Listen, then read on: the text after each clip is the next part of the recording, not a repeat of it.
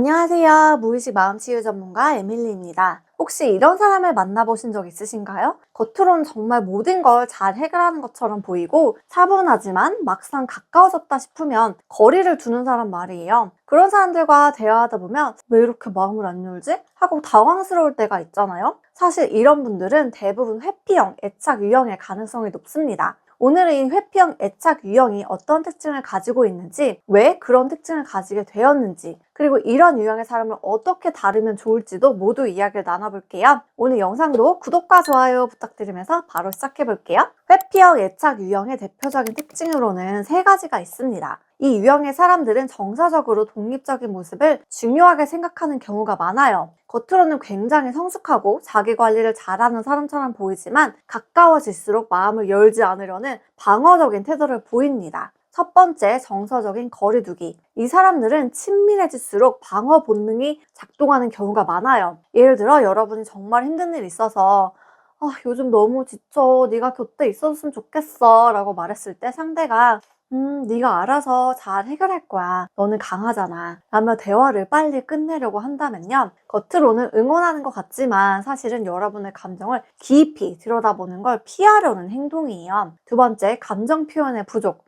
어떤 날 상대가 피곤해 보여서 요즘 왜 이렇게 힘들어 보여? 무슨 일 있어? 라고 걱정하며 물었을 때 아니야. 그냥 좀 피곤한 것뿐이야. 별거 아니야. 라며 짧게 대답하고는 대화를 피할 때가 있을 거예요. 그런 상황에서 여러분은 나한테는 좀 솔직히 털어놓으면 좋겠는데 하고 아쉬운 마음이 들죠. 세 번째, 문제 해결 회피.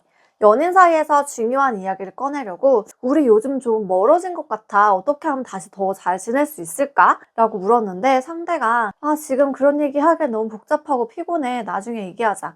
라고 대화를 밀었다면요. 여러분 입장에선 내가 너무 민감하게 구는 건가 싶으면서도 또 한편으로는 이 사람은 우리 관계를 고민하지 않나? 라는 외로움과 답답함이 함께 밀려올 거예요. 이런 회피형 성향의 사람은 주로 어린 시절 환경과 관련이 깊어요. 부모가 아이의 감정을 무시하거나 차갑게 대했다면 아이는 내 감정을 표현해도 소용없다 라는 신념을 갖게 돼요. 결국 타인에게 의지하는 걸 두려워하고 감정을 억누르며 정서적 거리를 유지하려고 합니다. 혹은 어린 시절부터 넌 혼자 해결해야 돼 라는 강요를 자주 받았다면 아이는 내 감정을 나누는 걸 약점으로 여기게 되어 그 결과 누군가를 믿는 것보다 혼자 문제를 해결하려는 습관을 형성합니다. 또 부모가 어떤 날은 따뜻하게, 다른 날은 차갑게, 불안정한 애정 표현으로 대했다면 아이는 타인의 감정을 예측할 수 없다는 불안을 느끼게 돼요. 이 불씨는 아예 거리를 두는 게 안전하다는 태도로 이어집니다. 그 상태 그대로 성인으로 자라게 되는 거죠.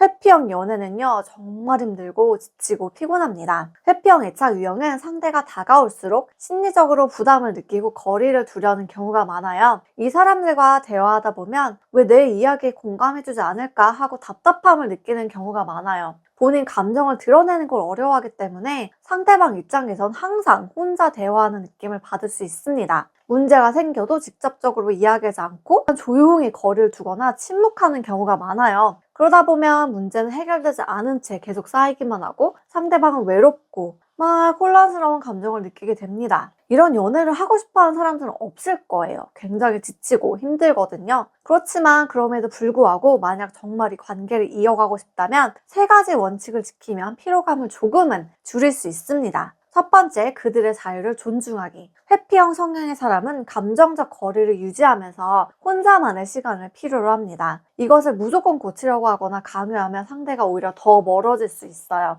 상대방이 막 스트레스를 받을 때 혼자 시간을 보내고 싶어 한다면 왜 말을 안 해? 나한테 좀 털어놔봐 라고 압박하지 말고 네가 혼자만의 시간이 필요한 것 같아 보여. 나는 여기 있으니까 언제든 얘기하고 싶을 때 말해줘 라고 말하며 상대에게 공간을 주는 태도를 취하면 좋습니다. 두 번째, 안정적인 환경과 신뢰 구축. 회피형 성향의 사람은 관계 속에서 안정감을 느끼는 데 시간이 걸립니다. 비난하거나 급진적으로 감정 표현을 강요하면 더 멀어져요. 상대가 대화 중에 감정적인 주제를 피하려고 하거나 말을 아낄 때 왜 대답을 안 해? 막 그런 식으로 회피하면 안 돼 라고 지적하지 않고 네가 지금은 말하기 힘든 것 같아 보여. 나는 천천히 기다릴게. 준비되면 네 생각을 들려줘 라고 말하며 상대의 속도를 존중합니다. 세 번째, 작은 노력에도 긍정적으로 반응하기. 회피형 애착 유형은 친밀감을 표현하는 데도 용기가 필요합니다. 그들이 작은 노력을 할 때도 인정하고 칭찬하는 것이 중요해요. 예를 들어 상대가 먼저 연락을 했다면 네가 먼저 연락해줘서 정말 고마워. 이런 식으로 긍정적으로 반응하면 상대도 조금 더 편안함을 느낄 수 있습니다.